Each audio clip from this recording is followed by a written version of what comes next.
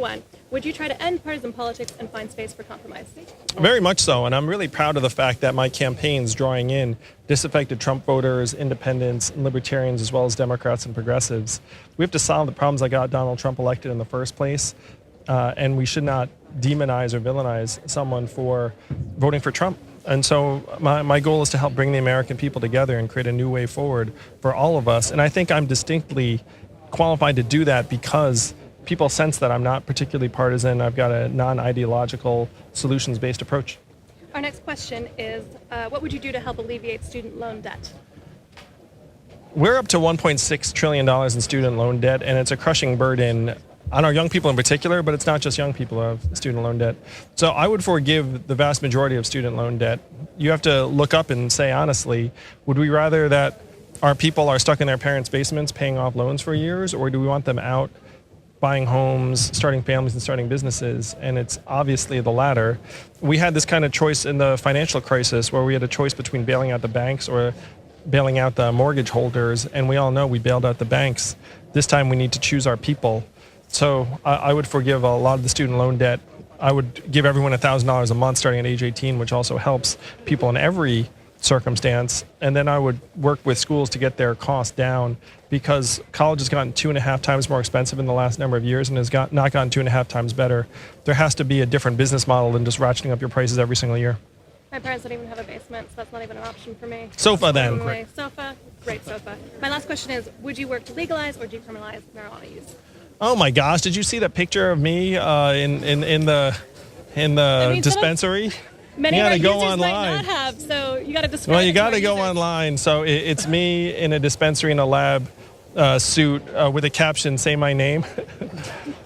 So I'm for legalizing. Breaking Bad reference. I mean, if they're not cool enough to know that, then you don't belong on Snapchat. Or they're too young, and Breaking Bad is for older people nowadays. They can access Breaking Bad, though it is adult content. You're right. I'm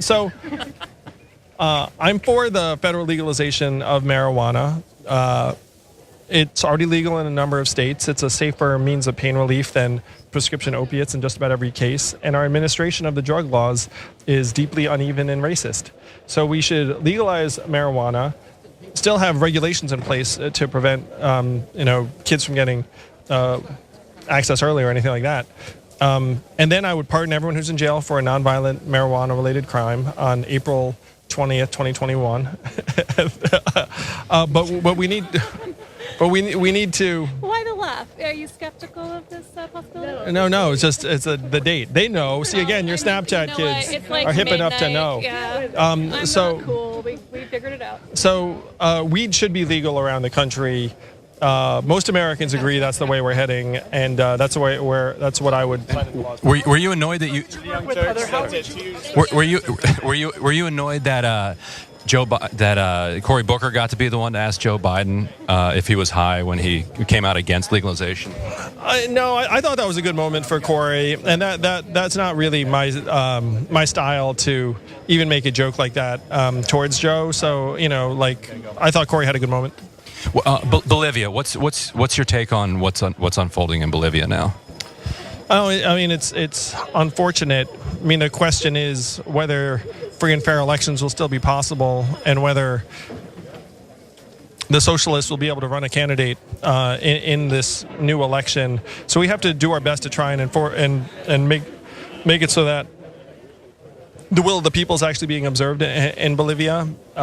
Unfortunately, these sorts of situations, sometimes it's hard to tell whether there was widespread fraud or interference in the last election. We just have to do our best to try and make the next election as transparent as it can be. How would you work with other Dan countries real quick, and that's it. Dan, you have data one? collection, and how would you work with other countries? No, I know. I actually want to talk about this. So the World Data Organization is a must, because right now we're developing different technology ecosystems, particularly us in China.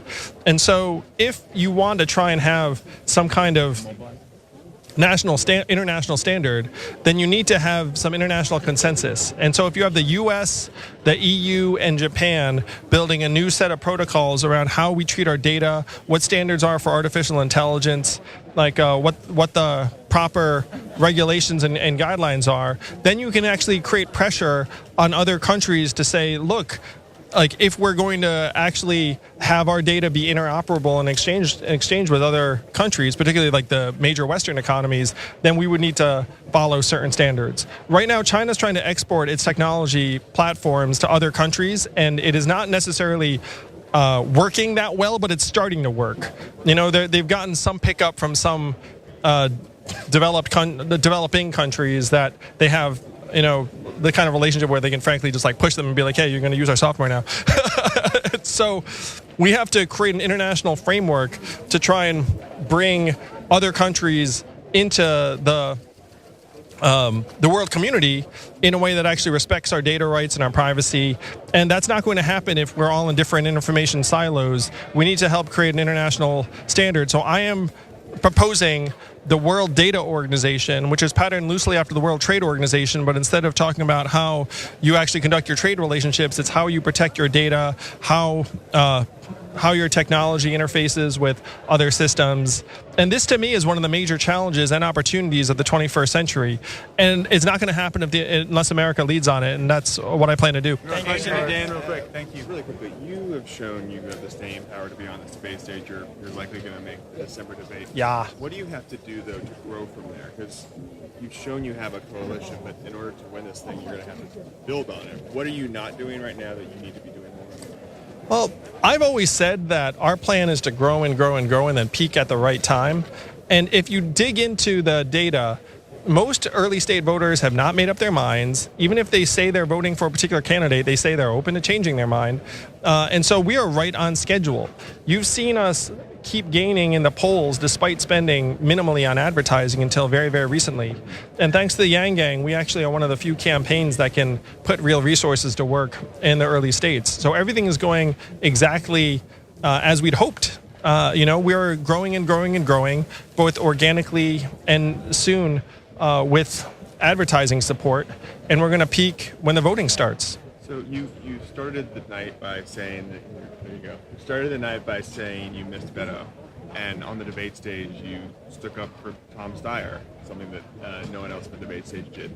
You're kind of being the nice guy on the debate stage. Why did you miss Beto, and why, you know, put your neck out there for Steyer? Well, I miss Beto because I'm a human being, and Beto's a really good dude.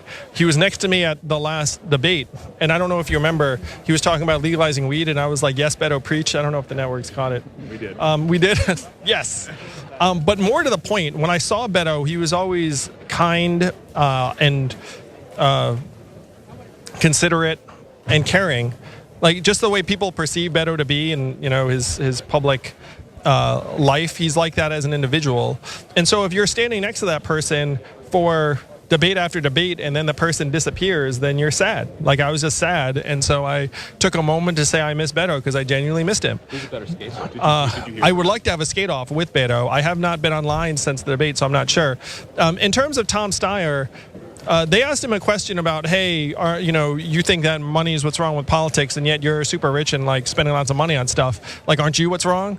And I was like, come on. I mean, like, Tom's a billionaire that's spending money on fighting climate change and voting rights and trying to activate people. Like, you know, the system can be messed up and broken, which it is. Without saying everyone who's spending money on anything is somehow nefarious or bad. Because you have to look up and say, well, if there's a positive, benevolent billionaire who's spending money on trying to fight climate change, you know, you can't be mad at that. And so I was just standing next to Tom being like, come on, like, that line of questioning is a little bit short-sighted and unfair to me. In a way, it's trying to suggest that if you are really rich, like, you should not spend money on anything, even things that might help move society forward. He thanked you on stage. Did he say anything off camera or afterwards? You know, Tom and I have a good collegial relationship. So he didn't say anything to me afterwards in terms of like overly effusive, but we just both congratulated each other on a good night. I saw Tom literally like 2 days ago. I'll probably see him 2 days from now. And Tom doesn't need me sticking up for him, honestly. Like, you know, the dude's a billionaire. Like, so like last I checked, he's not